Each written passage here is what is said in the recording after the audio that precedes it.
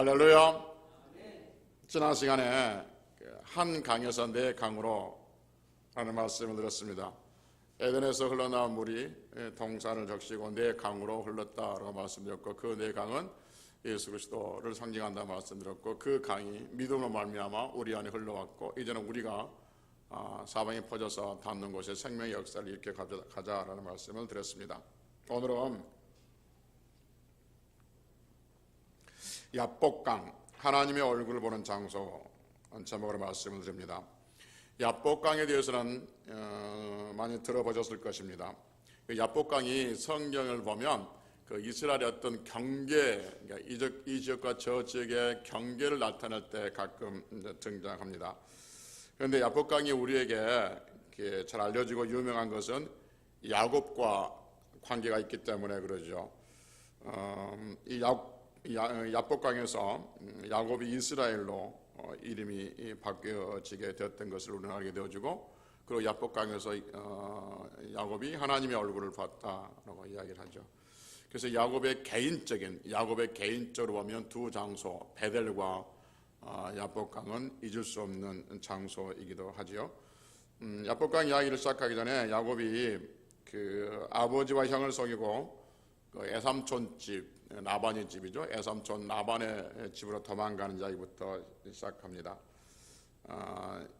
야곱이 자기 형과 아버지를 속이고 형이 에서가 동생 야곱을 죽인다고 그러니까 애삼촌 집으로, 애갓집으로 도망가죠. 거기서 20년을 살면서 야곱이 큰 부자가 됩니다. 하나님께서 야곱에게 놀라운 축복을 주셨고, 그리고 감당하지 못할 큰 복을 받게 되죠. 애삼촌 라반을 능가할 정도로 큰 복을 받게 되어준 거예요. 야곱이 점점 혈혈단신으로 들어왔던 야곱이 그 삼촌 집에서 점점 부자가 되니까 야곱을 대하는 애갓집 식구들 또는 처갓집 식구들의 태도가 달라지죠. 그래서 여기에 있다가는 저명에 못 사겠다 해서 모든 재산 다 모으고 아내들, 두 아내, 첩 2명, 그러니까 네 아내들, 자식들 12명의 자식들 전부 모아서 이제 탈출을 하게 되죠. 그리고 이제 거기서부터 도망와서 어디까지 오냐면 야복강까지 오게 되어지죠. 그러니까 여러분 성경 그 지리 공부할 때 혹시 생각나십니까? 야복강이 어디 있는지? 요단강 동쪽에 위쪽에 야복강이 있었어요. 반대편에 세겜이 있었고 그래요. 그까지 이제 오는 거예요. 그러니까 여러분 생각해 봅시다. 어떤 한 청년이 집을 떠나서 20년 만에 돌아오는데, 그 돌아오는 그 사람이 모습이 아내가 4명이나 돼요. 자식이 12명이 돼요. 그리고 소, 양, 낙타 이런 짐승들이 헤아릴 수 없을 정도로 많이 가지고 있으니까 거부가 돼서 온단 말이에요. 그러면 여러분 이게 금이 환영이에요? 아니면 쫓딱 망하는 거예요? 금이 환영이잖아요. 얼마나 기분 좋습니까? 자기 고향으로 돌아오는데. 그런데 야곱은 이 금이 환영하면서도 엄청난 20년 만에 부를 이루고 돌아오면서도 마음의 염려와 근심이 있죠. 그게 뭐냐면 자기 형 에서를 만나는 일이죠. 에서는 우리가 아는 것처럼 야곱의 쌍둥이 형이잖아요. 이 에서와 야곱, 이 쌍둥이들이 사이가 좋았어요? 안 좋았어요? 사이가 안 좋았는데 어디서부터 안 좋았어요? 뱃속에서부터 안 좋았어요? 두 아이가 뱃속에서부터 싸워요. 두 아이가 뱃속에서부터 싸웠는지 안 싸웠는지 우리가 어떻게 알겠어요? 하나님께서 가르쳐주시니까 아는 것이지. 그러니까 하나님이 우리 뱃속에 있는 아이들까지 다 알고 계신다니까요. 뱃속에서 싸웁니다. 둘이 사이가 안 좋아요. 그리고 성년이 되어서는 동생 야곱이 형 에서의 축복권을 빼앗으죠. 속여서 빼앗은 거예요. 원수가 되는 거예요. 그래서 형 에서는 이렇게 생각하죠. 언젠가 내가 동생을 죽일 거다. 야곱을 죽일 거다. 제가 아버지와 나를 속이고 내 축복권을 다 빼앗았다는 거죠. 그런데 지금은 죽일 수 없는 게 아버지가 살아계시니까 죽일 수 없고, 아버지가 죽으면 내가 저 동생을 반드시 죽일 것이다 라고 생각을 하죠. 그래서 이것을 자기 어머니가 알고 야곱을 쌍둥이 중에서 동생 야곱을 자기 친정으로 빼돌립니다. 거기서 20년 만에 돌아온 거예요. 거부가 되어서 다시 돌아온다는 거예요. 그래서 엄청난 부를 가지고 돌아오지만 에서를 만난 일이 엄청 두렵습니다. 그러니까 형 에서를 만나서 자기가 죽음을 당하게 되어지면 그동안 20년의 자기의 수고는 다 무거움이 되어진 것이죠. 이제 그러는데 야복 강가에 가까이 오는데 어떤 소식이 들리냐면 자기 형 에서가 400명의 군사를 데리고 온다는 거죠. 물론 성경에 군사란 말은 없어요. 성경에 400명을 데리고 온다는 말이에요. 400명이 데리고 오는데 이러면 그 형제가 형이 동생을 만나는데 무슨 400명이나 장정들을 끌고 오겠습니까? 이게 죽이겠다 그런 암생이죠. 너 지금 오면은 죽이겠다라고 400명이나 데리고 온다는 것이죠.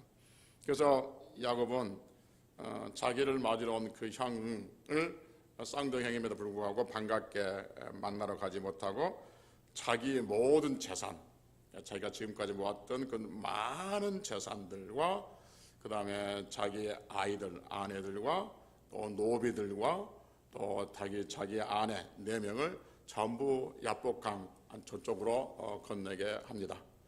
그리고 자기는 차마 그 강을 건너지 못하죠. 왜냐하면 건너면 형을 만날 것 같고 그러면 죽임을 당할 것 같으니까 야복강을 건너지 못하고 이쪽에 서 있습니다. 그리고 밤이 되어지죠.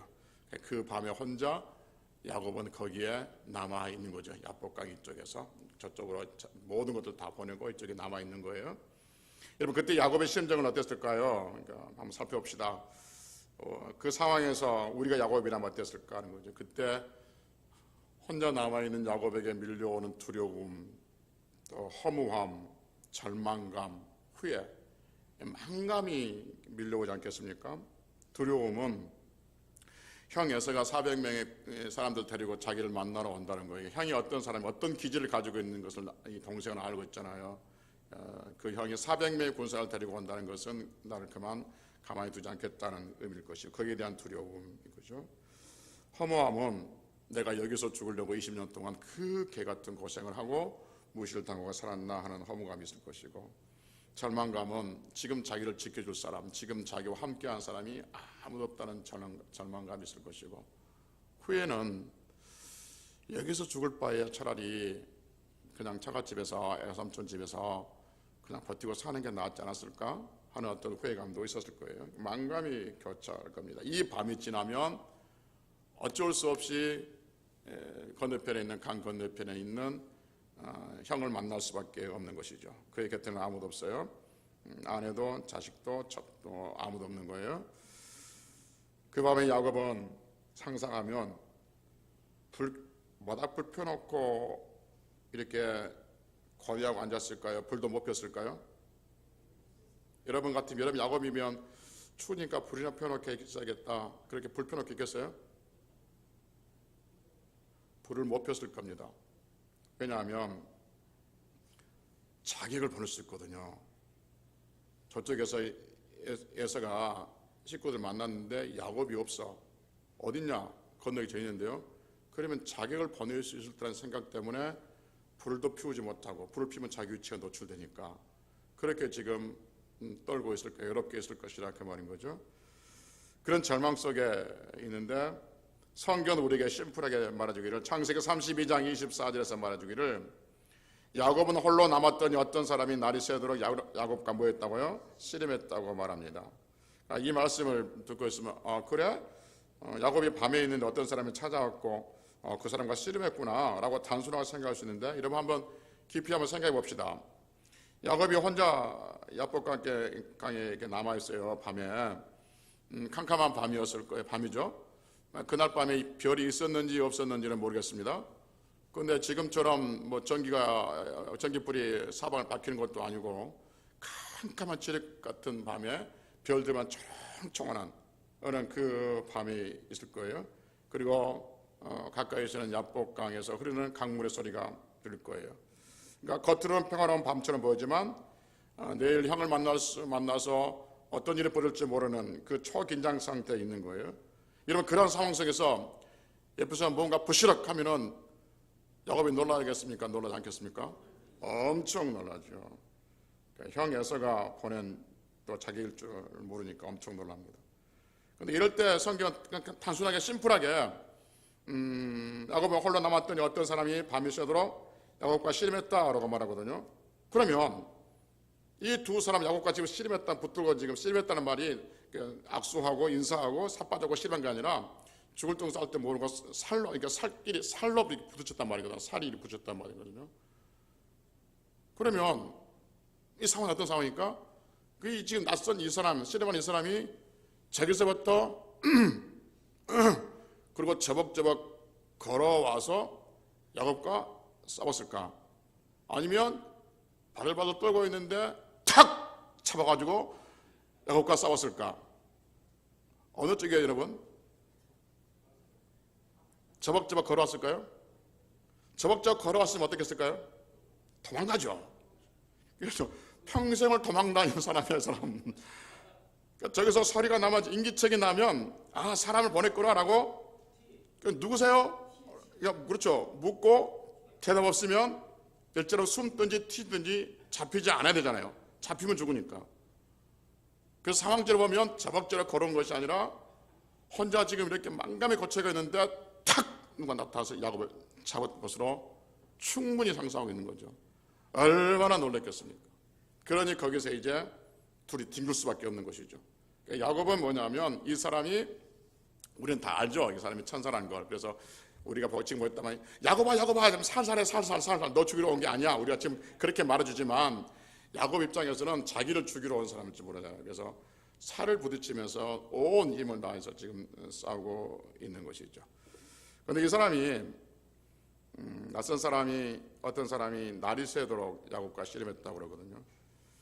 그러니까 씨름을 그러니까 먼저 시작한 사람이 누구냐면 야곱이 아니라 그 낯선 사람, 어떤 사람이 다짜고짜 씨름을 하고 있는 거죠. 그래서 조금 전에 얘기했던 건 야곱은 온 힘을 다해서 씨름하고 있는 거예요. 씨름하고 있는 게 밤새도록 씨름하고 있는 거예요. 그런데 좀 이상해요, 상황이. 이제 씨름하다 보니까 야곱이 좀 이상하죠. 이 사람이 나를 죽이려고 왔구나 아니라 적어도 나를 죽이려고 하는 건 아니구나 라는 것을 깨닫게 되셨죠. 야곱이 날이 새가면서 씨름하면 알잖아요. 야곱이 충분히 나를 죽일 수 있는데도 나를 죽이지 않고 지금 나에게 무언가를 좀 요구하고 있구나 하는 것을 알게 되죠. 그래서 엎치락저치락 씨름을 해요. 그래서 야곱은 이 씨름하는 가운데 이 사람이 나를 해치지 않을 사람이라는 것을 알게 되죠. 그리고 이제 날이 밝아오니까 이 사람이 야곱의 허벅지 관절을 치죠. 그러니까 우리 식으로 하면 고관절을 칩니다. 그러니까 고관절을 쳐서 고관절이 나가버리면 걸어요, 못 걸어요? 못 걸어요. 그런데 야곱이 절뚝거리면서 걸었다고 그래요. 그래서 쳤는데 완전히 털고 완전히 부러뜨린 것이 아니라 성경은 뭐라고 했냐면 어긋나겠죠. 어긋나게. 그러니까 부러지지 않고 빠지지 않고 어긋나게끔 적당히 쳐서 절뚝거리게 걸게 만들고 평생을 이 약복강을 야곱의 가슴에 새기게 하는 그 은혜를 베풀어 주죠. 그래서 그 흔적을 남게 합니다. 그러니까 야곱의 허벅지 관절을 쳐서 어긋나게 하고, 그리고 이 사람이 떠나려고 합니다. 그러니까 야곱이 이 사람을 이제 붙습니다. 못 가게 붙은 거죠. 붙으면서 뭐라냐면 당신이 나를 축복해 주지 아니하면 가게 하지 않겠다는 거죠. 이 말이 무슨 말이냐면 야곱은 이 사람이 누구인지 알았다는 거죠. 자기를 축복해 줄 수 있는 사람이라는 걸 알았어요. 그래서 야곱은 이 사람에게 붙들면서 나를 축복해 주지 아니하면 내가 당신을 놓지 않겠다 이렇게 말했죠. 그러니까 처음에 싸움할 때 야곱이 이 사람을 밀어냈을까요? 잡았을까요? 그 처음에는 오지 마라 막 밀어내고 어떻게든지 같이 안 붙들어 밀어냈는데 지금 어떻게 하냐면 잡죠. 축복해 달라고. 그렇지 아니하면 놓지 않겠다고, 보내지 않겠다고. 그래서 야곱은 이 사람이 자신을 축복해 주실 하나님이라는 것을 알게 되죠. 야곱은 이런 경험이 또 한 번 있었죠. 베들에서 한 번 있었습니다. 그렇죠? 혼자 이렇게 남았을 때 하나님께서 야곱을 찾아오시죠. 그런데 이때 찾아올 때는 야곱의 꿈속에서 찾아오시죠. 꿈속에 찾아오는데 지금 이 야복강에서는 꿈이 아니라 현실에서 찾아오시게 됩니다. 그래서 자기를 축복해 주지 아니하면 벌어지 않겠다고 말합니다.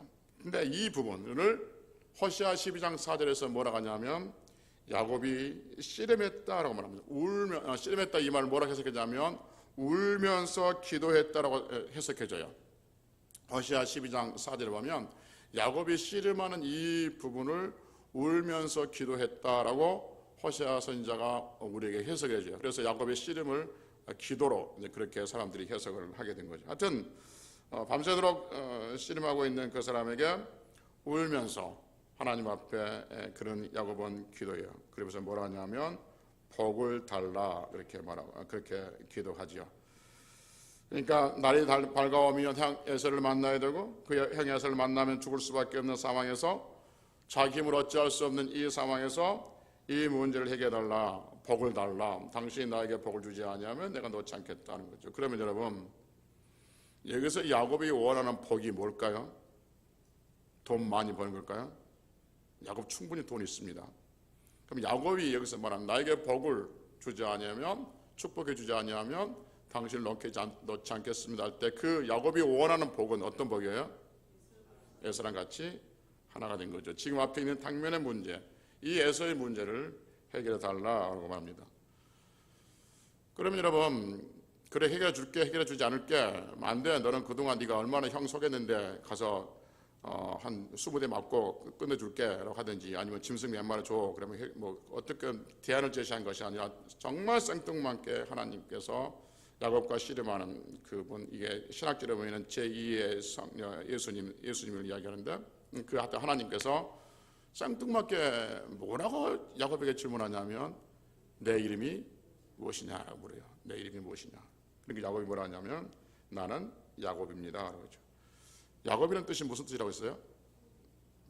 뒤꿈치를 잡은 자, 속이는 자, 사기꾼이죠.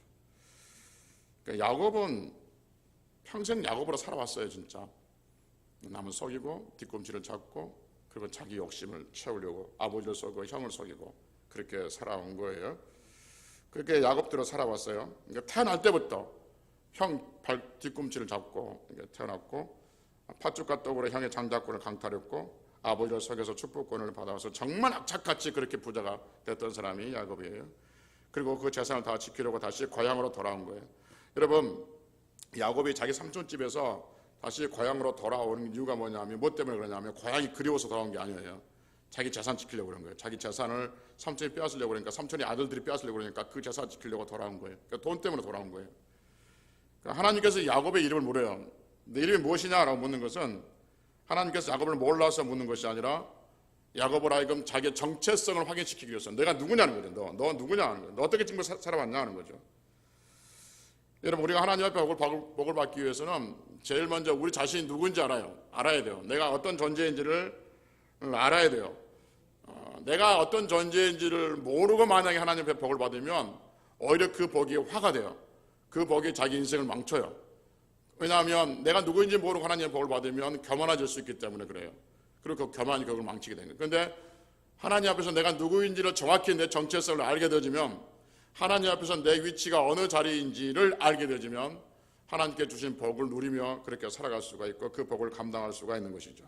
그래서 우리는 하나님 앞에서 내가 누구인가를 아는 것이 굉장히 중요한 거예요. 그래서 하나님께서 물어요. 너 누구냐라고 묻는 것이죠. 여러분, 이 대목에서 하나님께서 내 이름이 묻느냐라고 묻는 그 질문에서 우리는 무슨 사건이 하나 떠오르냐면, 20년 전에 자기 아버지가 야곱에게 네가 정말 에서냐, 너 누구냐라고 묻는 그 질문을 합니다. 기억나시죠? 그러니까 그 아버지가 이렇게 말하거든. 자기 아들 큰아들 이삭에게 밖에 나가서 짐승을 잡아가지고 사냥이 와서 맛있는 음식을 만들어 오면 내가 축복해 주겠다. 이 말을 듣고 자기 엄마가 선동하긴 했지만 야곱이 자기 형의 모습을 하고 자기 형 옷을 입고 자기 형처럼 얼굴에 털을 붙이고 손에 털을 붙이고 자기 형으로 변장을 하고 맛있는 음식을 가지고 아버지에게 축복해 달라고 그러거든. 그러니까 아버지가 눈이 어두웠거든 그때 이삭이. 그래서 조금 향치도 옷을 맡아보기도 하고 옷의 냄새를 맡아보기도 하고 얼굴도 만져보기도 하고, 그래서 아무래도 에서 같은데 이 목소리는 야곱의 목소리거든. 그러니까 아버지가 뭐라 하죠? 네가 정말 에서냐? 넌 누구냐? 라고 물으니까 야곱이 뭐라 하죠? 에서입니다. 이 두 장면이 비교돼요. 자기 아버지가 너 누구냐 할 때 나는 에서입니다 하는 거죠. 근데 지금은 너 누구냐 할 때 나는 야곱입니다. 이 차이 어떤 차이냐면, 아버지가 야곱에게 너 누구냐 물었을 때 에서입니다라고 한 것은 나는 평생을 에서로 살고 싶다 하는 거죠. 에서의 실력, 사냥의 실력, 그리고 용맹함, 그 당당함이 있으면 하나님이 없어도 충분히 잘 쌌을 것 같은 그 예서로 살고 싶은 거예요. 그래서 평생을 모으는 것이죠. 에서처럼 거부가 되기 위해서. 나는 그래서 지금까지 에서로 살아왔어. 그래서 나를 에서인 줄 알아. 근데 하나님은 물어. 너 누구냐?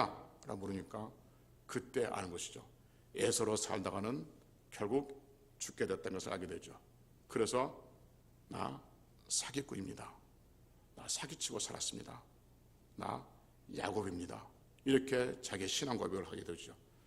나 야곱입니다. 나 사기꾼입니다.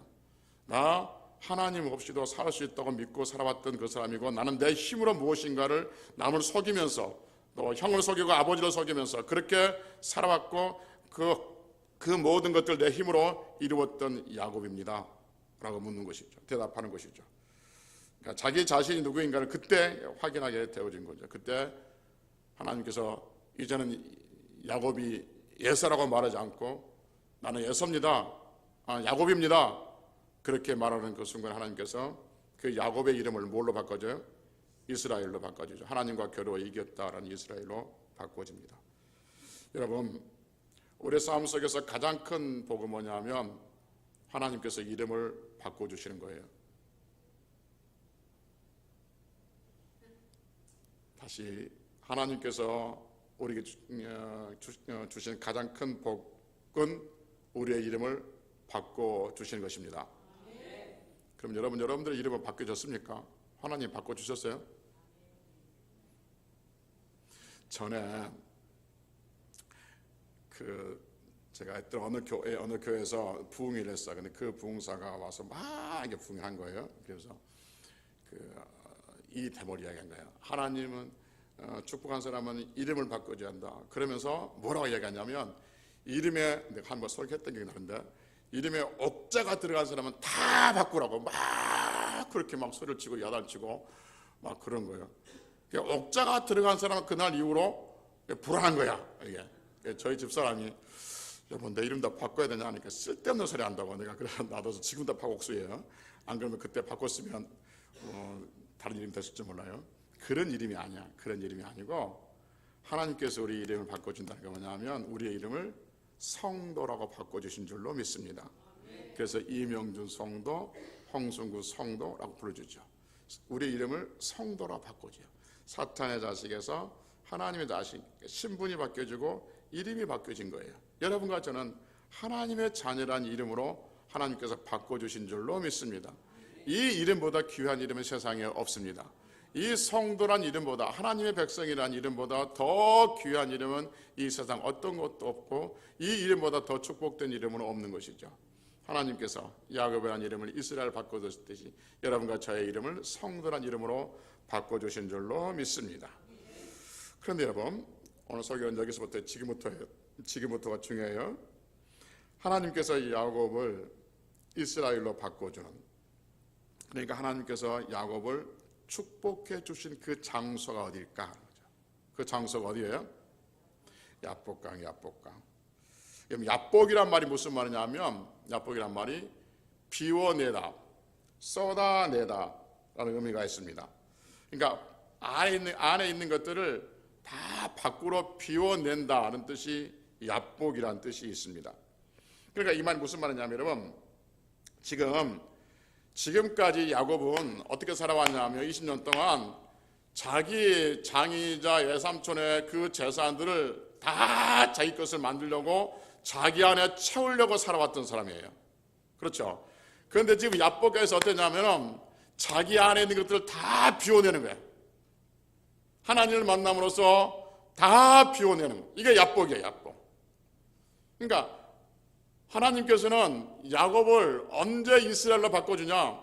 자기 안에 세상 욕심이 꽉 차 있을 때 이스라엘은 거룩한 이름을 바꿔주는 것이 아니라 그 안에 있는 세상에 있는 것들을 다 바꿔내놓을 때 자기 아내들까지, 자식까지 20년 동안 모아놨던 그 수많은 재산들까지 다 강 건너편으로 보내고 자기 혼자 남아있고 자기 안에 있는 것까지, 내가 누구인가 자기 정체성까지 다 드러낼 때, 그때 하나님께서는 야곱에서 이스라엘로 거룩한 이름으로 바꾸어 주었다는 것이죠. 그래서 성도는 어디서 복을 받냐면 내가 무엇인가를 채워넣을 때, 욕심 부릴 때 그때 복이 있는 것이 아니라 하나님 앞에서 내 안에 있는 모든 것들을 밖으로 걷어낼 때, 욕심을 밖으로 빼낼 때, 그때 하나님께서 우리에게 복의 복을 도와주실 줄로 믿습니다. 바로 이 씨름하는 시간이 어떤 시간이냐면, 그러니까 씨름하는 시간은 철저하게 자기 자신을 비워내는 시간이죠. 밤새도록 이 비워내는 시간이에요. 그래서 하나님은 처음부터 야곱을 이스라엘로 바꿔주는 것이 아니라 씨름의 끝에 밤새도록 비워내는 그 시간, 하나님 없이는 살 수 없다고 스스로가 인정할 때, 내가 지금 모든 것을 소유했지만 아무것도 나에게 도움이 되지 않는다고 스스로 인정하는 그때 하나님께서 내 이름이 무엇이냐 묻고 야곱입니다 할 때 하나님께서 그 야곱을 이스라엘로 바꿔준 거예요. 그래서 진정한 성도의 복은 어디서 나오냐 하면 아무것도 가지지 않고 오직 하나님만이 나의 전부라고 자기 자신을 비워내는 야복에서 하나님의 복이 임하게 될 줄로 믿습니다. 그리고 그 모든 것이 끝나고 복을 받고 난 다음에 야곱은 그 야복강을 뭐라고 불러요? 분이엘이라고 부르죠. 분이엘이 무슨 뜻이냐면 하나님의 얼굴. 내가 여기서 하나님의 얼굴을 봤다. 서울에 가면 분이엘 신학교가 있는데 여기서 나온 거예요. 이거 생각해 봅시다. 그 야곱이 뭐라고 하냐면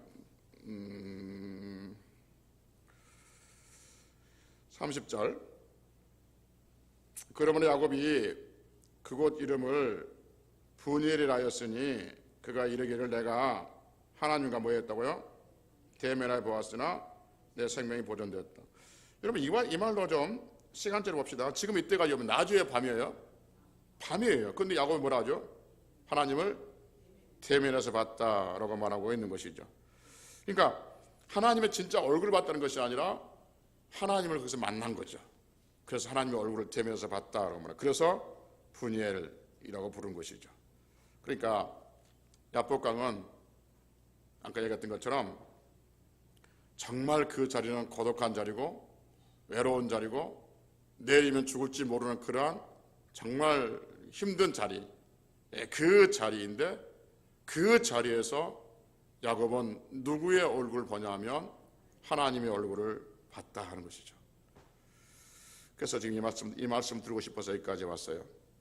우리가 인생을 살다 보면 우리를 도울 자가 아무도 없을 때, 캄캄한 밤에 혼자 있는 것처럼 그렇게 느껴질 때, 어디에 무리에서 동떨어져서 혼자 있는 것처럼 내일이면 죽을지 모르는 그 불안정한 상황 속에서 그러한 어떤 생각들이 엄습해 올 때, 그때 하나님이 거기에 오신다는 거죠.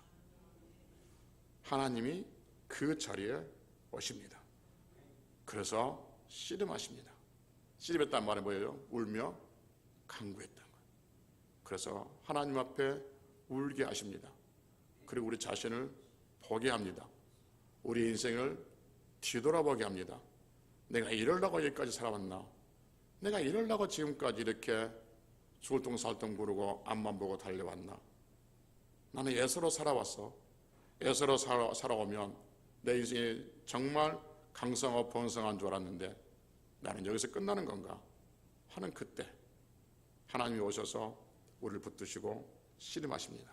그래서 우리를 자신이 누군가를 알게 하시는 거죠. 그래서 우리가 야곱이라는 것을 알게 하시고 어리석은 존재라는 것을 알게 하시고 하나님 없이도 살아갈 수 있다고 생각한 그 교만함을, 그 욕심을, 그 자존심을 다 비워내게 하시는 것이죠.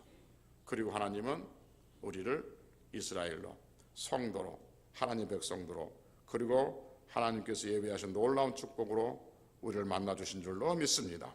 그래서 성도는 야복강에서 혼자 있는 그 시간이 하나님이 찾아오신 시간이라는 것을 기억하자 하는 것이죠. 그래서 혼자 있는 그 시간, 누군가 친척도 또는 어떤 형제도 아무도 내게 도움이 안 된다고 외로워하지 마시고 하나님을 그 시간에 반드시 하나님이 찾아오시니 그 찾아오신 하나님을 붙들고 승리할 수 있는 성도들이 되어야 될 줄로 믿습니다.